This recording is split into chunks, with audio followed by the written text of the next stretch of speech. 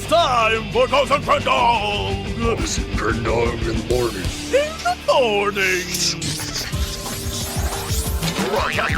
Live. Before our recording studio audience.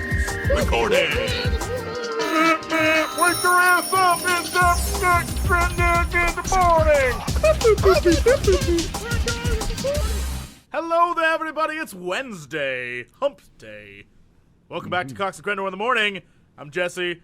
That is Crendor. I think it should be called Scarce Day. That's Tuesday. The day of twos is Scarce Day. Oh, that's true. Yeah, Wednesday. Apparently, in Australia, they sometimes say scarce. Sometimes. Yeah. Not all the time, but sometimes. Yep. They say it. They mock each other when they do, but yes, they say it.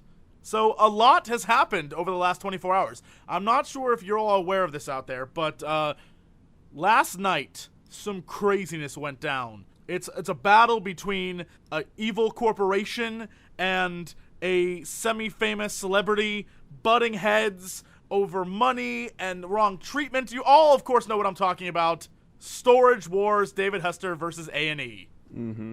Storage Wars, my absolute maybe favorite show on TV right now. I can't even explain to you why. I just love it. Apparently, David Hester, a.k.a. the bad guy, quit. Or I guess he got fired. I don't know what happened. But basically, here's the deal. Okay. He says, and it throws everything out of whack. Everything I believe is ruined now. I'm in a bad place, Crendor. I'm in a bad place. So check this out. You're in Albuquerque? Albuquerque's not bad. The one time I've been to Albuquerque, I had the best Mexican food I've ever had in my life. Albuquerque, thumbs up from Jesse. But TV's lied to me. It's like TV isn't real now, man. I mean, it's crazy.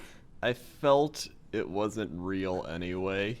Like, you kind of, after you become like a YouTube person and you get into like all the editing and all the like everything that goes into it, you look at TV shows and you're like, yeah, that's probably edited. Oh, they could have did that and like put that there, cut some of that out, do a little bit of spicing up there.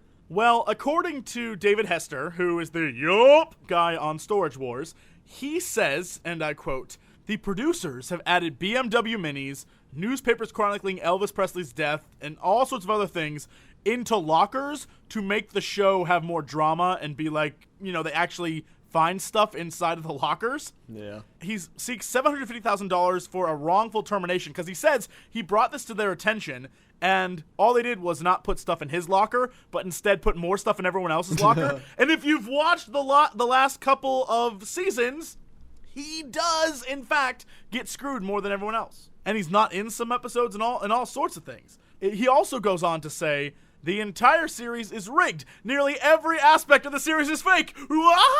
And then he says, even down to the plastic surgery that one of the female cast members, there's only one, underwent for more sex appeal. Hester claims that the producer stopped adding items to his unit after his initial complaints, but continued the practice for the other series participants. Everything I believe is ruined. I loved you, Storage Wars, and you broke my heart. It still doesn't surprise me. Not at all. This really is a non-story. I'm convinced going into episodes of, say, Survivor or any reality show, you know the formula. There is always going to be a villain, and there's always going to be like a good guy you want people to root for, and there's going to be a bunch of other characters, and each fulfills a stereotype. And if you don't fulfill that just by being yourself, they will edit the show to make you that person. The thing with reality shows is like, if you watch one, it just feels like they set up so many things. Well, they do. I mean, the fact that when you watch a show, it's them doing something live, right? But then they cut to them talking about what they're doing live. Yeah. It's like, oh, I've always wondered, do they do that afterwards and then frame the question so that they say like, oh my God, I don't even know what I'm doing right now. Yeah. And then just edit that in because it doesn't make any sense. It's a whole process I don't understand. Like Pawn Stars, for example, like it's not like Storage Wars because you don't find stuff, but it's more like the people bring in the items. Like can't you just give someone a cool item and have them bring it in? Yes, And then pretty have that much. like be said. Like, I don't care. Like, you still learn something. Like, oh, cool, that was a revolutionary sword. Like, you learn something, but it's like it's set up still. There's a show on Sci-Fi now that's pretty much Pawn Stars, but like crazy weird stuff. So it's not nearly as good, but it's sort of strange stuff people bring in to sell. And the guys there, I think in one of the episodes that I saw a commercial for, a guy brought in Jack the Ripper's knife. And I was like, pause. Is that one, that can't be real. And two, who would pawn off Jack the Ripper's knife? I use this to kill people? It's possessed by the ghost of Jack the Ripper, and it's really freaking me out, so I figured I'd sell it. I mean, it's gotta be worth something, right? Right? We'll give you $6. Sold. You know what? I got a friend that specializes specifically in Jack the Ripper knives. I can call him in and have him take a look at this. None of it was set up, of course. Everyone has a friend. Like, yeah, I got a friend who knows all about this. And then the guy just walks in and is just like, oh yeah, this is a Jack the Ripper knife from 1922. This was actually owned by Jack the Ripper's great uncle, who then passed it down through the family, and then In Jack the 1922? Ripper's son took this knife and put it in a museum in which he then later broke into the museum to take it and murder someone with. I'm not sure if that's historically accurate, but I was just rolling with it. it makes sense. Yeah, roll with it. Well, speaking of rolling, we're going to roll along to another story. That's a fun story, but this next one, dude, blew my mind. Are you ready for this? Okay. Science. I know I give you a hard time pretty much all the time, but you are the best thing ever. Girl with cancer cured by HIV virus. Whoa. A 7-year-old makes extraordinary recovery after U.S. doctors rewire her immune system to destroy leukemia with HIV. That's pretty crazy. Apparently, they took HIV cells, and whatever the hell it means that it says to do this, they gutted the HIV virus and made a new cell called the lentavirus, which would carry special receptors to the T cells that would then fix her other cells that were infected by the cancer. And so she has no risk of actual HIV infection. They just use the cells. Like, that is super science. That's like some future stuff right there. We are so close to the future. Oh, we're right there. We are so close to being awesome. Keep it up, science. Whenever people are like, you keep looking at that computer screen, you're going to go blind. I'm like, listen, when I'm old and if I go blind, there'll be ways to make me see again. I want robot eyes. I want Geordie LaForge eyes is what I want. Yes. I want Geordie LaForge eyes, Jack's arms, $1 Million Man legs, $6 Million Man legs. Just make me a robot. I want Predator missiles. Actually, I want a Predator mouth. Yes. That'd be better. We'd have the best podcast ever. You'd be like, hey, Jesse. I'd be like, who the hell are you? You could eat so many McRibs. That would be my Predator voice. McRibs? No way. I would eat stranded Marines in the middle of the jungle. Only the best Schwarzeneggers. I mean, that's what McRibs are made out of. That's true. That's true. And I ate one yesterday. I have not had a McRib in years. I have my McRib once a year because my colon can handle it. It stays in there just about that long as well. Yeah, exactly. And I imagine you go to the bathroom one day and be like, oh, that McRib! Time to get another. That's where that was. McRibs, get them at your local McDonald's today. It's meat formed to look like it has bones. McRib. It is kind of weird. It's like they took this weird mystery meat thing and just shaped it like it's a rib. Like it has bones. And they dip it in barbecue sauce, put it on a bun with pickles and onions, and say it's a McRib sandwich. It is most likely the most unhealthy thing ever. I should just make my own McRib that isn't bad. You can. You could probably just take pork and dip it in barbecue sauce and stick it on a bun, and it'd be 10 times healthier for you and probably taste better. It probably would. I'm gonna do that. You'll have to let us know how it turns out. Here's what's gonna happen. You'll end up at McDonald's. Look, I tried. I went to the store. It was closed. So I went to another store, and they had really bad quality, like, pork. So I was like, I'm just gonna go to McDonald's. to get quality of pork that you don't know what it is, but you know what? At least you didn't have to make it. Exactly. Your taste standards are very low. You're like, look, if it tastes like barbecue and onions, I'll eat it. Well, why else would people eat it? It's like, oh, this McRib is gonna taste or help my body so much after my jog. You give people much more credit than in real life. There's no jogging to get that McRib. No, an amazing story. Okay, yeah. So yesterday, I ate at this restaurant. There's this old lady behind me when I was checking out, and she was looking through her like change, and she's like, "Look at this! It's a nickel, but it doesn't look like a nickel because it's so old." And then the other old lady with her was like, she was just like, yeah, it does. And then she's like, well, someone else will get the old nickel now. Okay. That's it. That is an amazing story. I told you. A story of triumph and inspiration. This is an old nickel. Yes, it is, Betty. But she said it didn't look like a nickel. What if it wasn't? It was a dime. And she's just like, it doesn't look like any nickel I've ever seen. Like, showed her friend. Her friend's like, oh, she's losing her mind. Her friend just went along with it like, wow, that's an interesting nickel you have there, Betty.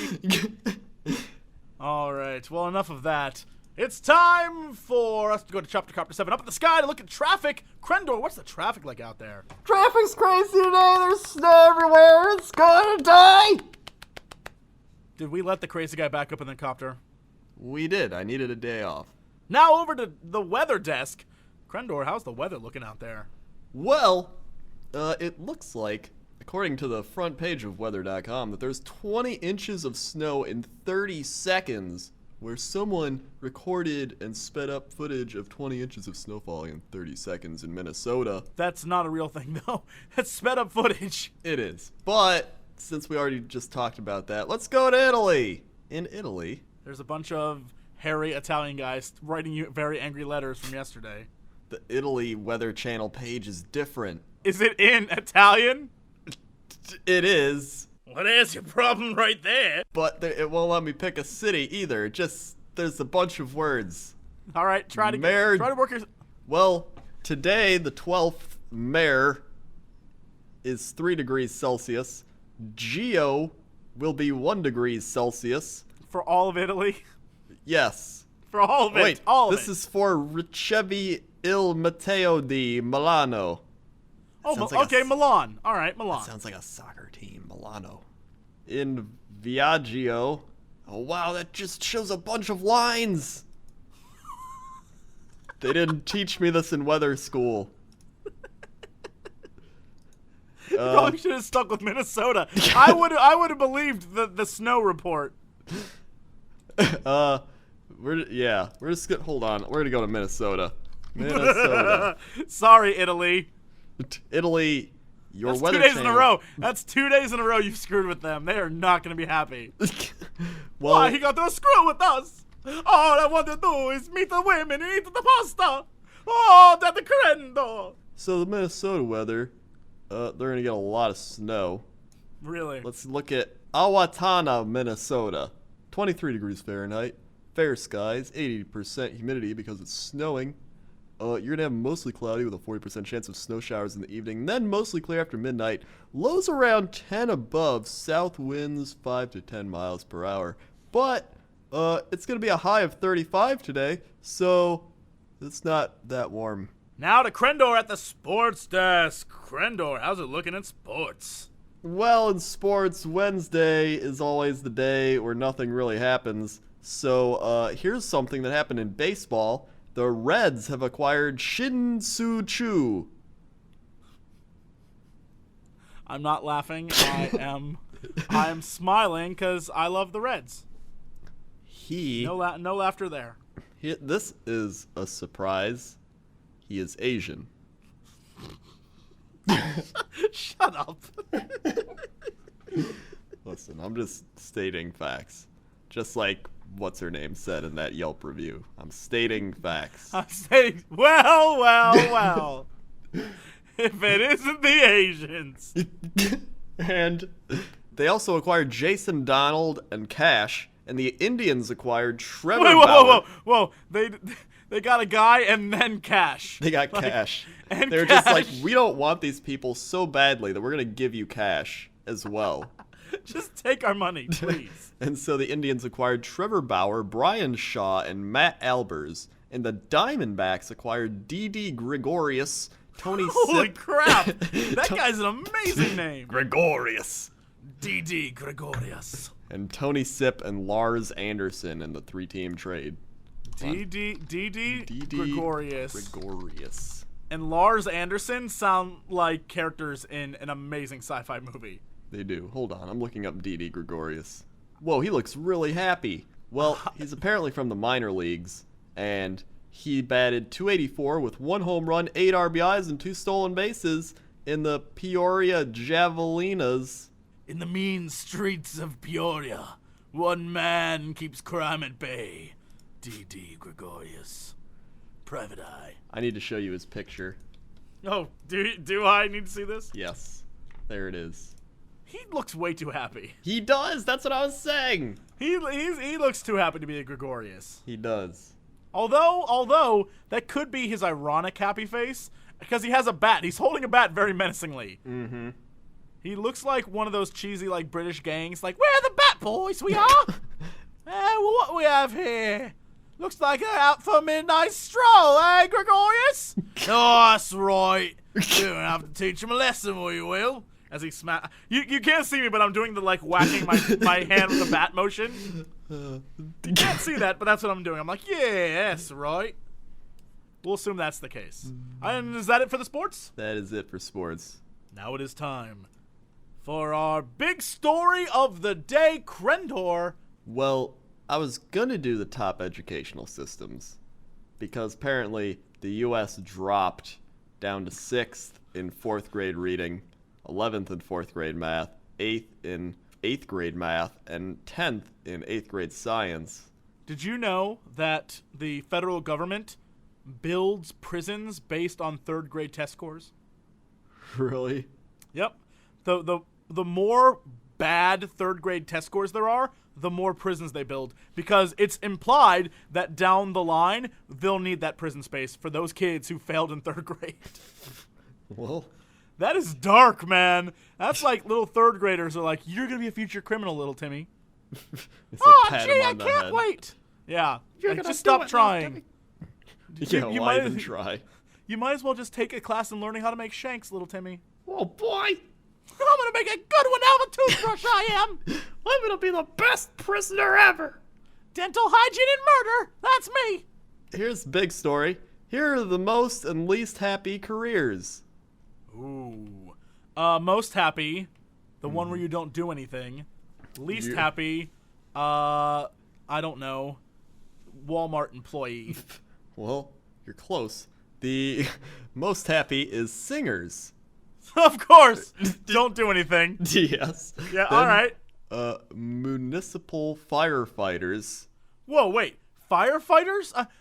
I can see how you get, like, joy out of helping the community, but you are constantly under the threat of suffocating or being burnt alive. When you're not doing that, you're just chilling at the firehouse. I guess, but still. But still. Watching and Mari. And posing for calendars for women. Just With all their you do rippling at the abs. firehouse is you pose for calendars, you eat firehouse chili, and you watch Mari. That's it. That's sounds it. like the life. All That right, you're does. right. That is a good number 2. Yep. Number 3 is aircraft assemblers. I can see how you get a lot of satisfaction out of creating, like, something that amazing, something that flies. I can see that being very rewarding as a career. Yeah. Number 4, pediatricians. You deal with oh no, ooh. I guess they must like dealing with kids all day because People that become pediatricians probably really like being pediatricians. they thought being a kindergarten teacher was a little like too hands off. Yeah. Oh, number 5, college professor communications. That's true. Communications degrees are real cheesy as is, but college professors they have it pretty good. I'm not gonna lie. If I wasn't doing this, I would actively be trying to get a PhD so I could be a college professor. Because they live a life, tenure and all that, and then they have students teach their classes, and they write papers on subjects like the happiest jobs. Wait, what is communications? I know people that are like Communications degrees. Yeah. Communications is so wide. It can be anything from being a public relations person for a company to being a radio person to a whole slew of things. But it's like it runs that gambit. So it's one of those degrees where it's nice to say you have it, but it means nothing. I've learned how to communicate with people. Yeah, it's as bad as my double major in history and theater. It's totally useless. Yeah. Number 6 is educational, vocational, and school counselors. I guess counselors, because they like to help people, and so they feel like they're connecting. I remember counselors, and I remember disliking going to see them immensely. I did too. I would never go to see them on my own free will, but every so often we had to go see them, and they'd always say the exact same, like, so, how you doing? Give any thought to college? What are you going to do with your life? It's like, dude, I want to go home and, hang out with a friend. I don't want to sit here and talk to you. Whenever I would go to the counselor, I would be like, so can I get, like, my last period class open? That's also what my counselor did, was help with schedules. And so I remember my senior year, I got my 3 favorite teachers because I had most of my credits already done. So I only had to take, like, the ones that you were required to take. And then so I got study halls in all my favorite teachers' classes. So first period was with Mrs. Pease, and I was like, Miss Pease, can I just not show up? And she's like, sure. So I didn't have to be to school till like 9:05, and then the one right after lunch. So we'd go for like a 2-hour lunch, and we just leave campus and go places. Yeah. And then the last period of the day, it was awesome. It was awesome. That's the life of high school. You have to schedule it so you don't stay there a lot. Well, if anything, it prepared me for college, because high school is way different schedule-wise. You're forced to take things you don't want to, and college is you have to fight to take the things you want to take. Because if you don't fight for it, you'll end up forced into stuff you don't want to take, and they give you the option. You can either stay up all night and be up at 7 a.m. when stuff goes online, and you can register for classes, or you are very lazy and you get stuck with like World Civilization 1. Well, I would look up my professor. Like, the best ones always got super filled up, like, really fast. And so the one time I had to take English 101, and I got the awesome professor, and he was like an actual author, and it was so cool because he was just like, he liked me too because I was not shitty at writing, and he's just like, hey, give you an A.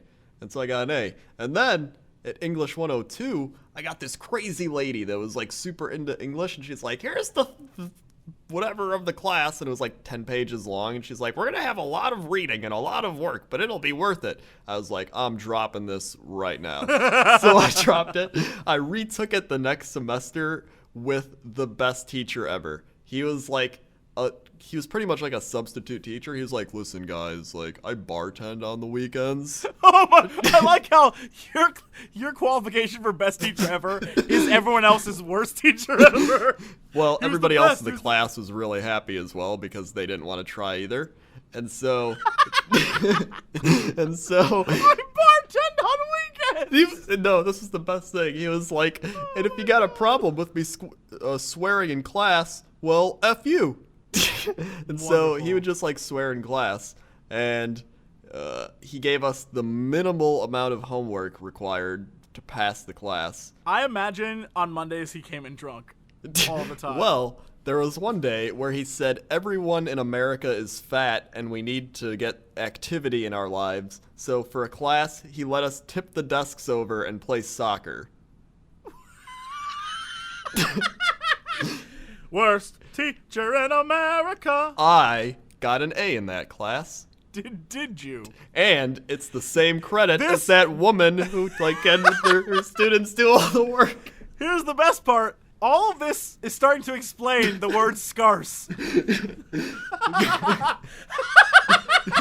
Oh my god! Listen. In my English class, we played soccer. I may now not- the word scarce. I may not know how to say scarce, But but I I can am now kick a mean skinny goal. and have high immunity. Holy crap! That is amazing! We have learned so much today. Oh, oh God! I'm just imagining up on the board. The guy before class started, he was about to give you a lecture on the word scarcity. And he was like, F it, let's play soccer. And you saw that word on the board, and you were like, man, I wonder what scarcity means. You're like, balls to it, I need a goaltend. I'm never gonna say that word in life anyway. What are the other things? There's criminal investigators and special agents, college instructors other, and therapists other. What are the worst? What are the worst things? The number one worst is mail clerks and mail machine operators. I feel for them. There's a post office near me, and if I didn't know that they were constantly swamped, I would say they're the worst employees ever. The line is always out the door all the time. They're open till 7 p.m., and from 8 a.m. when they open till 7, there's always a line. And there's always only 2 of them, and I want to be like, you guys are horrible at your job, but having stood in that line so much, I realized that they're just constantly swamped with people coming up with just boxes of letters. Yeah. It's like, email someone, you idiot! You idiot. Number 2. Program directors. The hell is just directors of programs? Yep. I guess because you have all the responsibility. Yeah. And if something happens, you get screwed. Yeah, that makes sense. Number 3 is municipal clerks.